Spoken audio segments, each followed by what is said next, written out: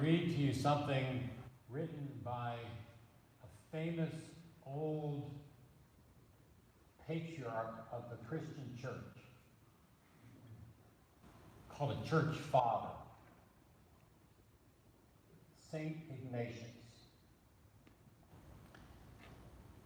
Said, "It is absurd to speak of Jesus Christ with the tongue and to cherish in the mind a Judaism which has now come to an end. For where there is Christianity, there cannot be Judaism. For Christ is one in whom every nation that believes and every tongue that confesses is gathered unto God. And those that were of a stony heart have become the children of Abraham. The stony heart have become the children of Abraham, the friend of God. And in his seed, all those who have been blessed, who are ordained to eternal life in Christ." That's a letter that he wrote. You get the idea that he saw this movement that became called Christianity as not just different than Judaism, but against Judaism. And the early church fathers all held this position. Essentially, rid the people of God of any traces of Judaism and substitute it with something new called Christianity. This is what I call a false dichotomy that exists in many other places in the theology of Christianity. So as I was explaining to you when I began teaching the book of Galatians, this letter, although really important theologically, because it emphasizes justification by faith, which is very important but difficult for people to get, is controversial. I suggest that the main reason is that we forget to whom Paul was writing in this letter. Who was he writing to? Not Jews. He was writing to Gentiles. And it's very difficult to understand anything in the Bible unless you understand who the audience is. When a writer writes, who are they writing to, why are they writing, and what's it all about? You have to get to that to understand any document in writing, particularly something from ancient times. So as I said, I suggest that the confusion pertaining to Galatians is that people don't remember that Paul is not writing to Jewish believers, he's writing to new Gentile believers in the Messiah. And now he begins the more practical portion of this letter. The first two chapters, when we started studying this, I told you what I call the personal stuff. And in the personal stuff, Paul was establishing his credibility and his right to claim apostolic authority. He was talking to the people that he was speaking to and preaching to as a person given by God authority to teach his word. He was ordained. He was an apostle, chosen by God himself. That gave him a certain amount of clout or credibility, and he needed that because of the things he was going to be saying to the believers in Galatia to whom he is writing. So the practical portion of this letter, the first two chapters were the personal material about Paul and who he was writing to, and then he kind of got into a theological or doctrinal section where he established the doctrine of justification by faith, a principle primarily relevant to these new believers and to us also a mixed congregation. Justification by faith means that we are saved by trusting God's gracious gift. Period. It's a major important doctrine, and it was very confusing to the people in Galatia. So he's trying to get this straightened up. And now we're getting into what I call the practical part of this letter. Galatians is 6 chapters long. So the first two dealt with personal things about Paul, how he became an apostle, and some of the personal relationships he had. Chapters 3 and 4 are dealing more with theological, doctrinal issues. And now he's kind of switching to get to the practical stuff, which is going to be more and more relevant to us as we finish this book over the next few weeks. In this section we're going to look at, going forward, he makes three great affirmations that he wants the people to get, and I'm going to tell you what they are now, so it's sort of an organization. It's all about liberty. He's focusing on liberty. He's writing to the Gentile believers, and he's telling them that they have liberty, but liberty can be lost. So that's what we're going to look at today, chapter 5, 1 through 12. Another point he's going to make that I'm going to talk to you about next week is liberty can be perverted. Liberty can become a license, or license meaning to do whatever you want, which is a perversion of liberty. And then the final section is liberty is perfected by love, and that will be the end of the book of Galatians. So let's now take a look now at Galatians 5 and talk about the first section. Liberty can be lost because of legalism. Because of legalism. A person can lose their liberty because of legalism. Galatians 5. What the Messiah has freed us for is freedom. Therefore stand firm and don't let yourselves be tied up again to a yoke of slavery. Mark my words, I, Shaul, tell you that if you undergo Greek law, circumcision, the Messiah will be of no advantage to you at all. Again, I warn you that any man who undergoes Greek law is obligated to observe the entire Torah, and you who are trying to be declared righteous by God through legalism have severed your relationships from the Messiah. You have fallen away from God's grace, for it is by the power of the Spirit who works in us because we trust and are faithful that we confidently expect our hope of attaining righteousness to be fulfilled. When we were united with the Messiah Yeshua, neither being circumcised or non-circumcised, doesn't matter. What matters is trusting faithfulness, expressing itself through love. That's the first section I want to talk about. And a question I'm asking is, are believers really at risk of losing their salvation by keeping the Torah? That seems to be what Paul is saying here. He starts off by saying, the answer to the question, what the Messiah has freed us for is freedom, he says. Therefore stand firm and don't let yourselves be tied up again to a yoke of slavery. We might remember from last chapter, chapter 4, verse 30, Rav Shaul writes, nevertheless, what does the Torah say? Get rid of the slave woman and her son, for by no means will the son of the slave woman inherit along with the son of a free woman. So, brothers, we are children not of the slave woman, but of the free woman. He's using an illustration to make a point that because they are now in the Messiah, they have been set free. Now, we don't exactly know yet what he's talking about to be set free. We're going to unpack that a little bit. These Galatians are the children of the free woman, he says. In other words, they're the ones delivered from legalism, which is also expressed as a legalistic observance of Torah commands. Their relationship to God was not based on following Torah, though. It was based on trusting the promise given back in Genesis 12, 1 through 3. And I'm going to read this for you because it's a very important few verses of Scripture. Genesis 12, 1 through 3 is called the Abrahamic Covenant.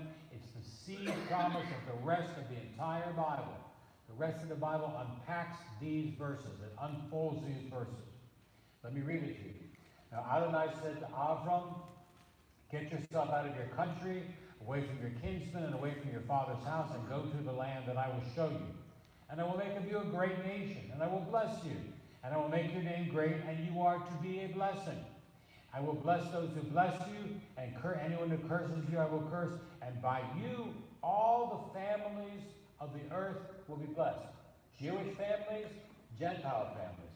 Through Abraham, somehow, the rest of the world, the rest of the earth is going to be blessed. All the families. That promise, the Abrahamic promise, was repeated to Isaac and to Jacob, our patriarchs. It's an essential, important promise. If you don't know this, write it down, look it up later on, particularly Genesis 12, 1 through 3. So what he's saying to the Galatians is that it's that promise that Abraham made centuries ago that they're relying on for their relationship with God. He says previously they had been in bondage. They had been in bondage to following false gods, as it says in chapter 4, verse 8. They were enslaved by heathen customs. They were even oppressed by certain sorts of a dry ritualism, which is a form of heathenism. Some of you come out of the Catholic Church, and you told me that when you were in the Catholic Church that there was a lot of dry ritualism that had to take place all the time, and it never meant anything internally or spiritually, because it was not infused with the Spirit of God. And ritualism is a death knell to any spiritual life. Not ritual. Ritual is fine, but ritualism, where ritual takes over the relationship. We don't want that to happen. So these believers needed some sort of guidance, and I suggest we do as well. So what are we going to hear today? He first warns them in chapter 5, 2 through 6, which I just read, and then he condemns the false teachers in the latter half of this chapter 5. They're the ones that created all the problems. Now, the believers that he cared so much about, I mean, he saw these people in Galatia as his children. He led them to the Lord, and they were his spiritual children. They had a great life in store ahead of them if they would only listen to their rabbi and learn from him. Here's what they said and what we can recognize for our lives. First, they were freed from the curse of the law, since Messiah redeemed those of us under the law. Now wait a minute. They were redeemed from the curse of the law, meaning the penalty for breaking the law. Messiah redeemed them from the curse by taking the penalty on himself. It's not saying that he canceled the law, which St. Ignatius and his other church fathers taught. He's saying that Messiah redeemed them from the curse of breaking the law, because there was a penalty for that. Now, I should remind you that he's writing to the Galatians. These are not Jews. The Galatians were not required to keep the Torah. You know that. They had not even been given the Torah to this point. The Torah was only given to the nation of Israel. So the Gentiles were kind of brought in by Paul and others that were preaching the whole counsel of God, and now they were beginning to take some responsibility to follow the Torah, but they were going about it the wrong way, and he's trying to straighten that out. Yes, they were freed from the curse of the law, since Messiah redeemed those of us under the Torah. He brought us back when we sinned. Now, they were not really technically under the Torah, but some of them were beginning to get under the Torah through circumcision, which we're going to talk about in a few minutes. Secondly, they were reconciled with their Father in heaven, whom they were really just getting to know. Picture this. These were people that were pagans. They were not godly people at all. There was nothing spiritual about them. They worshiped rocks and trees and all kinds of idols. And now they've gotten to know the God of Israel through Paul. They were really new creatures. They were excited. They knew that their former life, the ways they had lived, was just a big, fat lie. They were getting rid of idolatry. They were able to have a new vision, since now they had been launched into a more spiritual life over a more fleshly life. They belonged to God, not as servants, but as sons, and therefore they're heirs of God through Messiah, chapter 4, verse 7. So they had a lot of good things going for them, according to Paul, and he loved them so much he wanted them not to lose the blessings that he saw them having. He didn't want them to miss out on all the goodies that God had for them, and I don't want us to miss out either. But he says in verse 2, mark my words, I, Shaul, tell you that if you undergo Brit Milah, the Messiah will be of no advantage to you at all. Again, I warn you, any man who undergoes Brit Milah, circumcision, is obligated to observe the entire Torah. You who are trying to be declared righteous by God through legalism, or even just law-keeping, have severed yourselves from the Messiah. You have fallen away from God's grace. What does that mean?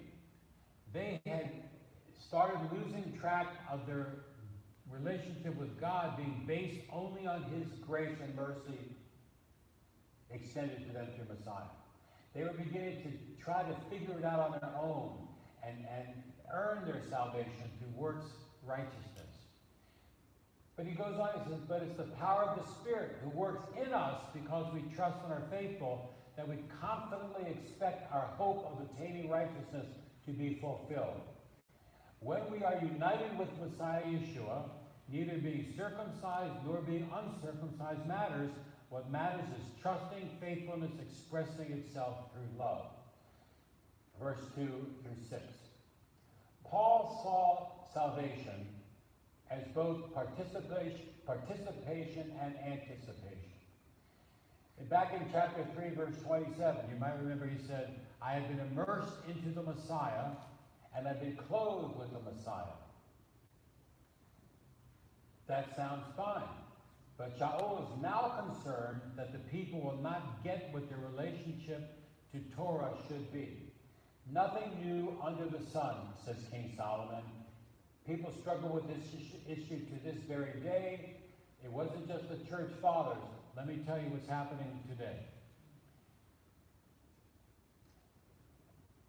There's a famous pastor in Atlanta named Andy Stanley. Anybody know the name Andy Stanley? He's very well known, very popular. He's the son of Charles Stanley, Dr. Charles Stanley, who has been the pastor of this huge, humongous church in Atlanta called First Baptist of Atlanta. Charles Stanley was the president of the Southern Baptist Convention several times. He's got a television program called In Touch, and he's a real man of God. And he's a dispensationalist. His son Andy must have had a little falling out with Dad, or something happened, and he started a different kind of congregation, but also it's enormous. Andy Stanley has recently come out and written a book about giving up the Torah totally. Not even necessary to read it anymore. He's not talking about just Jews, he's talking about everybody. The Old Testament is old in his point of view. These are great men of God, both Charles and Andy. I'm not criticizing their spirituality. They're outstanding preachers and outstanding teachers. They love the Lord. But I think their view of Torah is distorted. And so they teach that people should just give up the Torah totally, Jews and Gentiles. They see Torah as unnecessary since Messiah has come.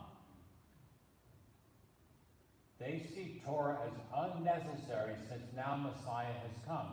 And you remember a few weeks ago I described that the purpose of the Torah was to maintain the Jewish people as an entity until the Messiah has come. But it doesn't say that's the end of it. That was the purpose of it initially, in addition to teaching the ways of God. But I wonder if Andy and Charles have actually even read the Torah with an open mind and see all the blessings that are there. Now, no one is saying that a person is saved by following the Torah. I'm not saying that. But a person sure can be sanctified by doing so.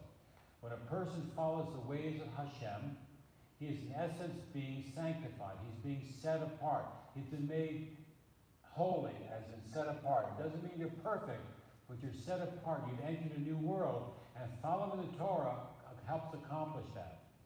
It does not save you. Salvation is one thing, sanctification is another thing. They're intimately related, but they're different. Keep that in mind, or none of this will make any sense. So I think we could admit being sanctified is a good thing, as we learn how to walk out our salvation by following the Torah.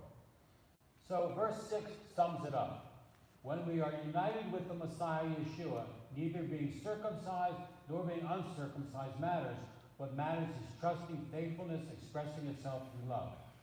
So this verse about circumcision not mattering has been taken by the Christian church and to tell Jewish people that we don't need to be circumcised anymore, that it's irrelevant, we're all one.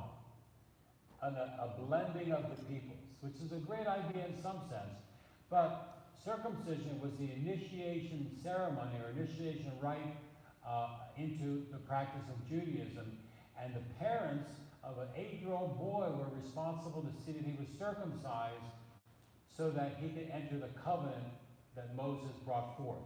That covenant that Moses brought down from Mount Sinai is still in force. It has not been canceled. There are verses in Scripture that are interpreted as if it's been canceled. It hasn't been canceled, it's been fulfilled. And that doesn't mean thrown away, it means filled to the max through the life of Messiah. Messiah came not to abolish the Torah, right? But to fulfill it, or to fill it up. Messiah came to make the Torah more meaningful to the people he was writing to. Remember, Messiah never left the land of Israel. He never taught Gentiles, except occasionally. Yeshua's ministry was to the Jewish people, because he was the Messiah of Israel. When Paul got involved, the message of Messiah went out to the Gentiles, and then Messiah also became the Messiah, the Savior of the world as well. So circumcision was not unimportant in ancient times. Circumcision was a very significant practice among the Jewish boys. Now, nowadays, and I know that this is a little bit hard to just talk about, but I assume everybody knows what circumcision is. If you don't ask somebody else, you know, if you're a woman, ask a woman. If you're a man, ask a man. It's not a fun thing, you know. And if an adult male decides to get circumcised later in life, after the eighth day of his life, it's not a fun thing at all. And I know somebody in this congregation who got circumcised later in life, and it was rough. It was rough. The 8 days is the best time to have circumcision, medically speaking as well as spiritually speaking. But nowadays, most boys get circumcised in the hospital. Somewhere along the way, the idea of circumcision became very appealing to everyone, Gentiles as well. But they're not getting circumcised to enter the Torah covenant, they're getting circumcised for health reasons. Now, isn't it something about God that he would give a spiritual teaching about circumcision, and yet it had multiple benefits? I see that's all throughout the Bible. God gives something to the Jewish people, it's picked up by the Gentiles, and the original meaning is not noticed so much anymore, but the application later on becomes more important. So with the Galatians, in those days, only Jews were circumcised. It wasn't a common practice. So when someone went through this with this operation, it was seen as a commitment to follow the Torah as a proselyte. And that is why Rav Shaul says if you get circumcised, you're obligated to keep the entire law, because you've chosen to enter that covenant. And I don't think it pertains today to the average Gentile who gets circumcised in the hospital when he's 8 or 8 days old or 1 day old or whatever they do it, because that is not a commitment to following Torah. That's a medical practice. Now, humans are not made righteous by following the Torah. Let me make that clear. Legalistically, or just following the Torah, they're made righteous by trusting faith. And faith is activated by love of the Messiah, which is salvation, and faith is acting in love, which is sanctification. These are the keys to a mature walk with the Messiah. So it makes sense for saved Gentiles to at least understand what God required of the Jews, their older spiritual brothers. I think it's logical. If you're entering a new country, for example, I know it's a big issue in the news now, if you're entering a new country, you ought to learn the history of the country, the rules of the country, what the country's all about, because you're becoming a citizen. So I watched somebody, I forgot his name on television. He's an English, he's from Britain, but 2 years ago became an American citizen. He's thrilled. He sounds like an Englishman to me. got that English accent, but he recognizes himself as an American, and he's thrilled to be an American because he said, this is the greatest country that has ever existed in the history of the world. The problem we're having politically is a lot of people are getting into this country without having learned anything about the history of the country at all. People are coming in without proper training. They're not learning the background. They're not learning the basics. They're not learning the context. This is a terrible situation. And that's why it's important that border control is enforced, not just for the safety of the Americans, but so that when people come in, they learn what it means to be an American. My grandparents came from Eastern Europe or Russia. All they knew is that they had to get out of Russia because there were pogroms, persecutions. They came to Ellis Island in Lower Manhattan. They were so thrilled to be in America, and they learned English because they knew to be an American meant they had to learn the language of America, which has been English. They spoke Yiddish at home. My parents grew up speaking Yiddish, both of them. I learned a little bit of Yiddish, but they loved the fact that they were Americans, and they learned everything they could about it. My uncle Arthur was so dedicated to being an American, he went and fought in World War II. He fought the Germans. He won a Silver Star. He was wounded several times and was a hero. His parents were immigrant Jews, but they were connected to the country. Likewise, the Gentile believers in Galatia needed to be connected to where it all came from. And they were beginning to learn, but some of them went overboard. And that's what Paul is saying he's got a problem with. So verse 7 says, you were running the race well. Who stopped you from following the truth? Whatever means of persuasion he used, whoever that person was not from the one who calls you. He's saying somebody got to you and messed you up. He said, you were doing fine, and now all of a sudden you're messed up, Paul was saying. Who was that person? It's rhetorical. He doesn't know who it was. It doesn't matter. He said, but the person who did that is like chametz. Chametz is leaven. You know, on Passover, we get all the leaven out of our homes. We have a Passover Seder, we eat unleavened bread. Chametz is something that is considered unkosher for Passover. But chametz is like yeast. It spreads.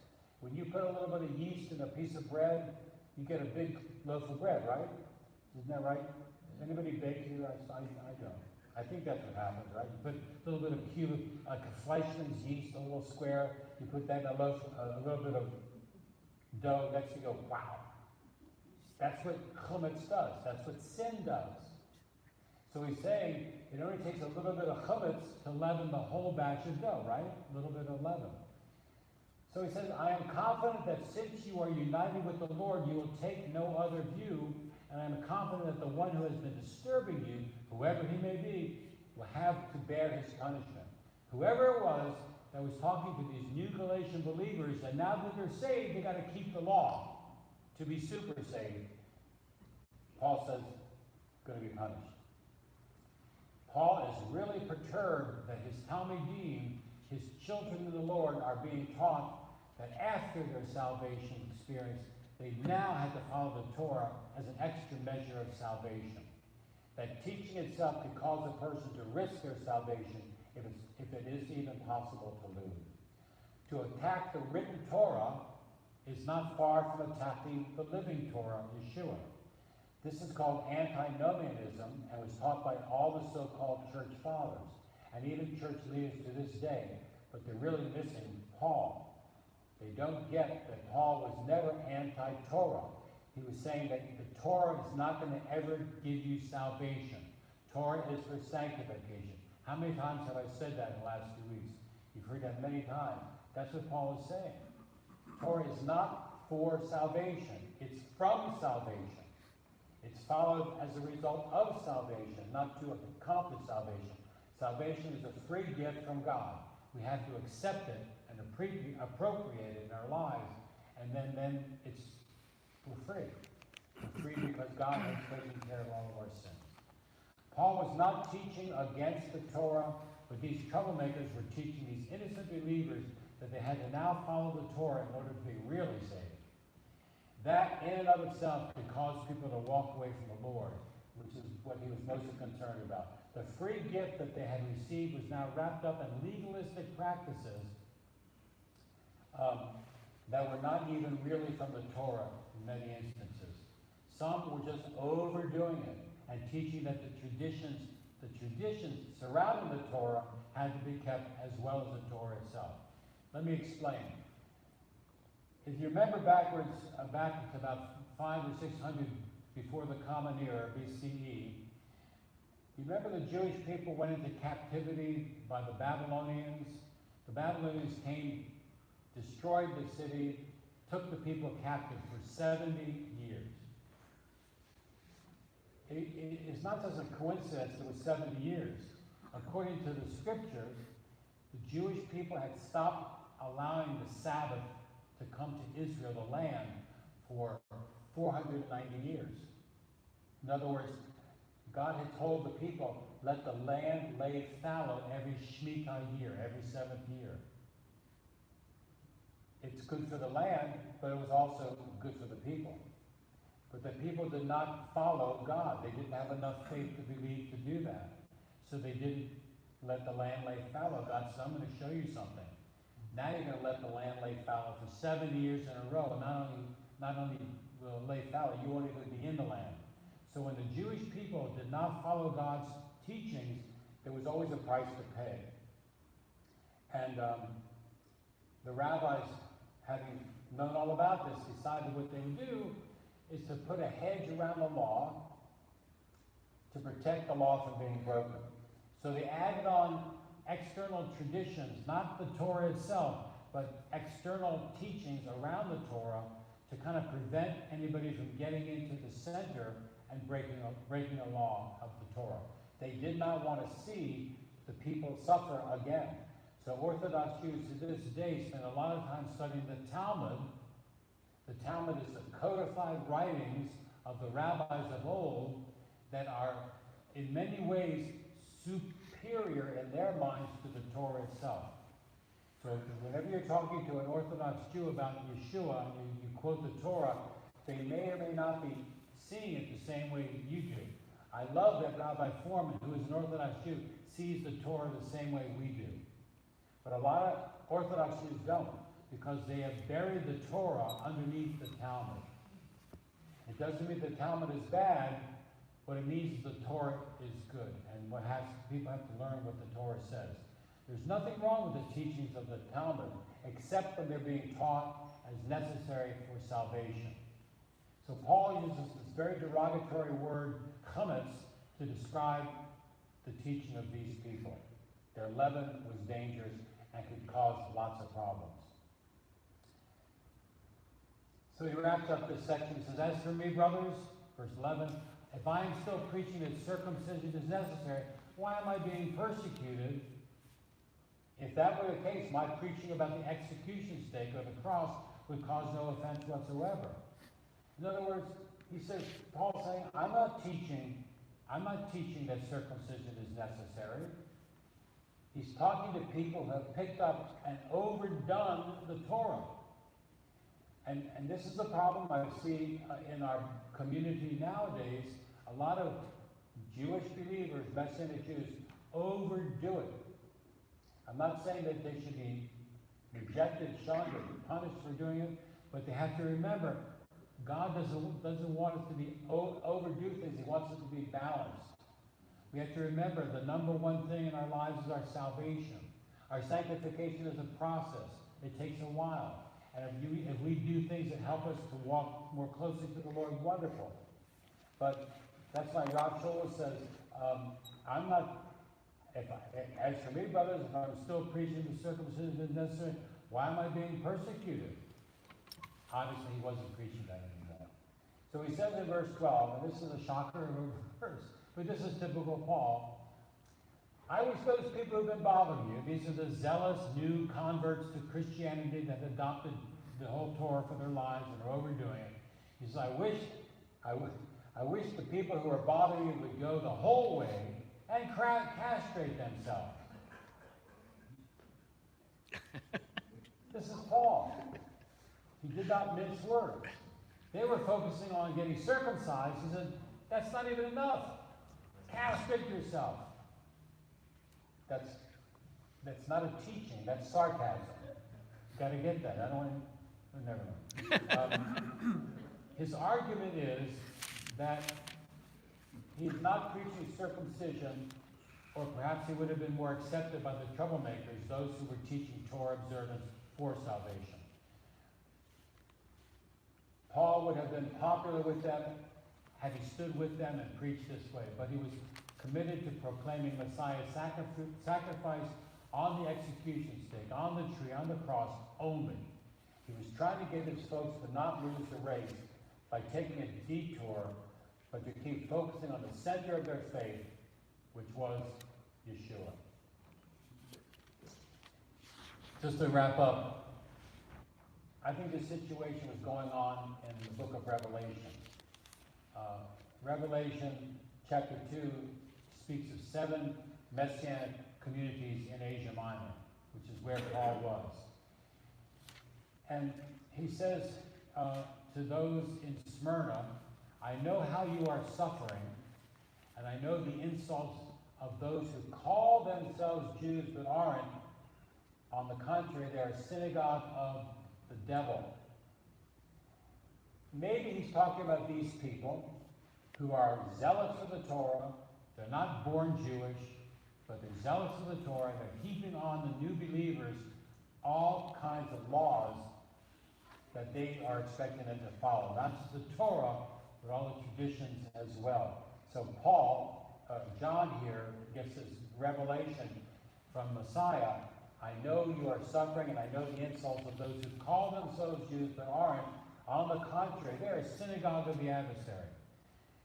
What was happening is that people were being forced to fall away from the faith because they were not following the ways that they were to be following. So liberty can be lost because of legalism. Now, I'm going to read something, and then we're going to close here. This is to prepare us for next week's talk.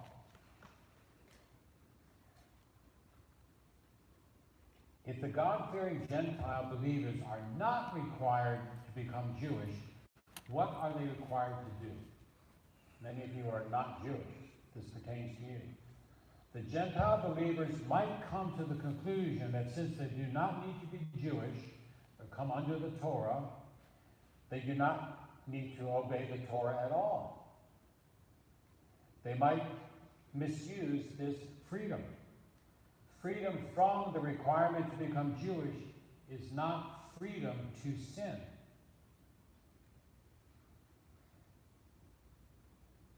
Paul anticipated the problem as the last verse of this section. He answered, "For you were called to freedom, brothers, only do not use your freedom as an opportunity to the flesh." The Torah was given to humanity. Parts of the Torah specifically for Jewish people. Parts of the Torah specifically for women. Parts of the Torah specifically for priests. Parts of the Torah specifically for Gentiles. You can't look at the Torah as one system that everybody has to do everything in it. It's not meant that way. The Torah itself is one unit, but it's broken down in parts by who it's focusing on. So this question is getting at the question here. If Gentiles are not required to keep the Torah, what are the Gentiles required to do? And the next section we're going to look at next week is that we may be free from the curse of the law, but we're not free from the principles of the law, because that becomes license, and we take advantage of it.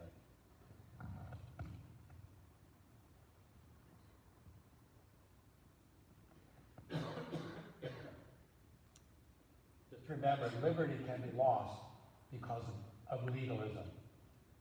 And we want to develop a deeper relationship with God through the Torah, not under the Torah. And that is going to happen as we study more. And so the conclusion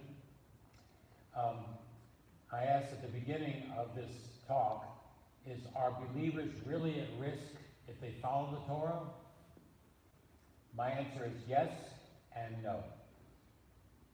Yes and no. Are believers at risk if they follow the Torah?